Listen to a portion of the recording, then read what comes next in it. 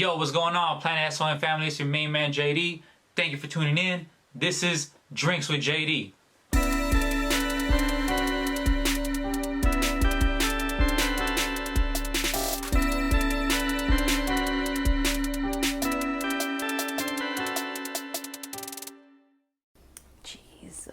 The love of just fighting, I always had it. You always just a fighter, like a warrior? Well, my dad was freaking violent. You know? Okay. So that's where it came. Like, you know, How so? Can you elaborate a little bit on that? Oh man, like my dad is just a typical macho. Very like. I mean, from him being really abusive, like it was real abuse. So it's like it was like that's why where I get the perfectionist. Where I can't mess up because it's like, oh, I don't want him to like start talking crap or like. So with him being abusive and liking fighting, you know, he introduced boxing, you know, Julio Cesar Chavez, of course, you know, the legend. And we would watch, you know, that on HBO. I really loved wrestling too, just because it was just like, I don't care what people say, it's fake or whatever. But it's like when you're taking slams, you know, that was something very intriguing, you know, like all that stuff, like Hulk Hogan, you know, Ultimate Warrior, Macho Man. You see all this crazy stuff. And then we had Bruno boxing right on Imperial. And so it was something that he was just like, yeah, I want you to learn boxing and then take karate. And then we had Archie Moore, who people don't know. Man, that is someone that impacted my life without him knowing it? Without him knowing it. And sometimes I think about him, I'm like, man, I cry because he's done so much for the black community and people don't even know. Yes. And that's somebody that Muhammad Ali trained under. And he's from San Diego. Yes. And his house is in my neighborhood. Wow. His mansion's in our neighborhood. That's amazing. And he opened up ABC Boxing, which is right across from Imperial. There's Market. So I had a choice to go with his or to go to Bruno. So then we just went to Bruno's because it was just up and down. Yeah. But his gym was to help encourage the youth to believe in themselves and not think they are just delinquents. And so Archie Moore was somebody that I really looked up to, and it was somebody that it was just like he had a brick mansion and a swimming pool with the glove. And he was the undefeated light heavyweight champion in our city, in my neighborhood. Wow. And for me to live in the ghetto, he was my neighbor. And he was so like a normal person. And he taught many kids how to fight. So there's like about 2 or 3 kids that he raised from the 70s to 80s that became Evander Holyfield's camp when he fought. So imagine you're growing up in a neighborhood where you're categorized as, I hate to say this, but you're a minority, you know, you're uneducated, we don't care about your education. But this man, who was a world champion, invested and poured, I am a champion, I'm a leader, I will do good, I will serve my community. That's right. I'm going to be a firefighter, I'm going to be a pastor, I'm going to be this, instead of saying I'm going to be a gangster, I'm going to go to jail. All of that he freaking changed, and most people don't know about that. Yes. And that's something that I never really talked about it, but it became something where it impacted me. I'm like, who is this man who trained Muhammad Ali? Yes. And who's this man who fought Muhammad Ali? And that lives in my neighborhood and that has this big brick mansion right next to my house. And I was like, and it's Archie Moore. And why is there a freeway named after him? Most people don't know that in San Diego. But now you know. There you go. There you go. But that's something like that. That's something where, you know, when you live around that neighborhood, you have a bunch of cholos, you know, wanting to fight you. Well, where you're from, where I'm not from anybody, you know. And that's something my dad told me. He was like, either you learn how to fight, because I don't want you to become like cholos, because they're nobody, they're this and that. And it's like, in his mind, it was just like, they're like cop-outs or sellouts, because it takes a real person to fight. It doesn't take a whole crew to fight. No doubt. To like jump you or anything like that. So that's what he taught us. I just was like, oh, I'm gonna learn how to fight, and I'm just gonna like beat up people, you know. But the anger inside of you where you're like kind of like your childhood is not a childhood, it's it's like an adulthood, but you're in a child. You kind of tend to understand those kids that had to labor in order, you know, we don't have a fun, you know, like a fun, I'm gonna travel to Disneyland, I'm gonna go to SeaWorld, or I'm gonna do this, you know. It was just, it was a rough upbringing. Yeah, it was just like, and I thought that was my norm until I started meeting people in school, and they're just like, Libby, what happened to your house? And I was like, oh man, it's like my parents got into it, and everything just like got like broken, everything. And so it's just no doubt. I didn't know that wasn't normal. So that's how I got into fighting. I got into. How old were you when you first got into fighting? Like as far as like organized fighting.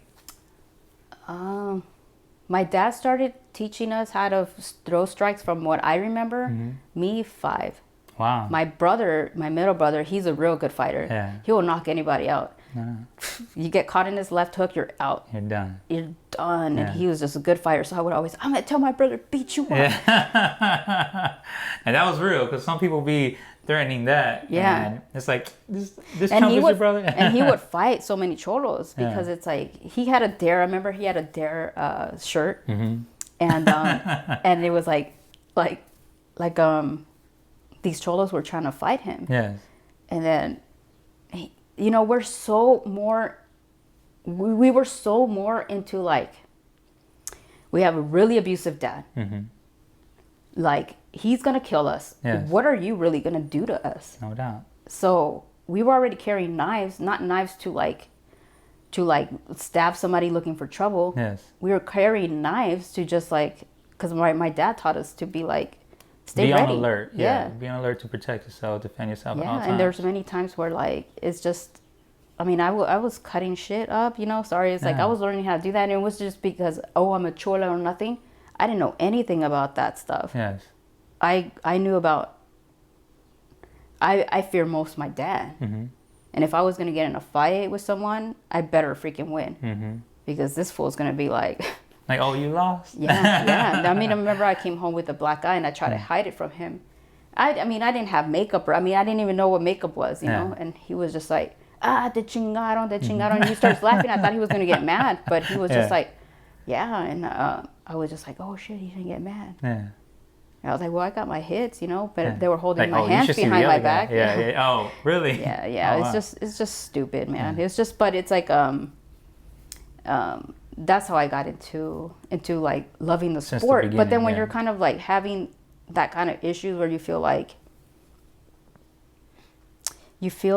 gosh, dude, like, I hate this man. This man. Like, you start to, you don't care to see who starts trouble with you. You'll be like, you know, like, test me. Wow. So I was always in that. I mean, that's where I ended up at Garfield. Okay. Because it was just like, you know, you have these people like that are being bullied, and then they try to bully me. Oh, okay, whatever. You know, I don't care. You know, I have more important things. If I go home tonight, what is my dad going to be talking crap to my mom about? That was my reality. Yes. So when I tell people, I don't care what anyone freaking makes fun of me for, dude, if they're skinny, blah, blah, blah. That was the least of my worries. Yes. My worries were, am I going to go home? Is Dad going to be trying to fight with my mom? Or is he going to try to take it out on us? Is he going to try to take it out on the dogs?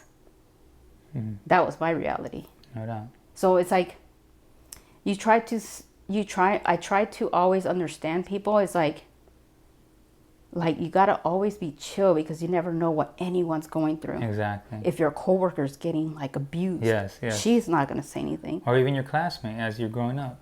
Yeah. So you never know what anybody's going through. Yeah. So you have to relax. You have to understand, be cool. And I remember when teachers would break down, and you had all these kids always like, you know, like at Garfield, they had all these kids always making fun of them, and they would break down. It's like, you never know what they're going through. And then now you guys are making it worse. That's right. So I try to not be that asshole.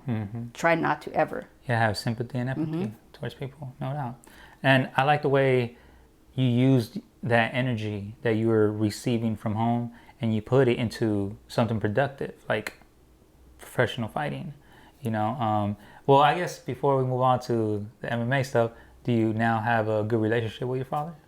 I don't even know where he's at. Oh, I'm sorry about that. No, it's just my dad's my dad. It's No like doubt. people hate the person. Yes. I mean, I talk to people and it's just like, look, my dad put me through a lot. He put through my brothers. Yes. He put my mom through a lot. Yes. But it's like I'm grateful for that. No doubt. Because it made me who I am now. Exactly. Instead fighter, of being you're the a warrior. victim, you know, people are so Yes. many, there's so many victims. Like, just embrace what your faith is, what your fate is, not faith, and keep going. No doubt. You know, something that I guess you could say, or that we could highlight as adults, you know, in our 30s, how a phrase that I love is, you know, you're mature when you see your parents as human beings. You know, because first of all, that helps you to forgive, you know, whoever and whatever your parents have done. Because in the end, you know, you right now, you know, an adult human being has made mistakes, you know, and me, myself, you know, like everybody else, you know, I've made mistakes. And me now as a father, you know, a man who's not perfect, who has made mistakes, you know, I don't want my daughter to ever judge me by my mistakes. You know, yes, you know, I have to not try to make some, you know what I'm saying? Like, as I keep going, I mean, I understand my past. But, like, let's say for myself as a son, you know, I have to look at my father or my mother, you know, and say, well, you know, they tried their best, even though, yes, they do have flaws and they've done what they've done. However, they're still human beings. And that has allowed me to accept my parents for who they are. And also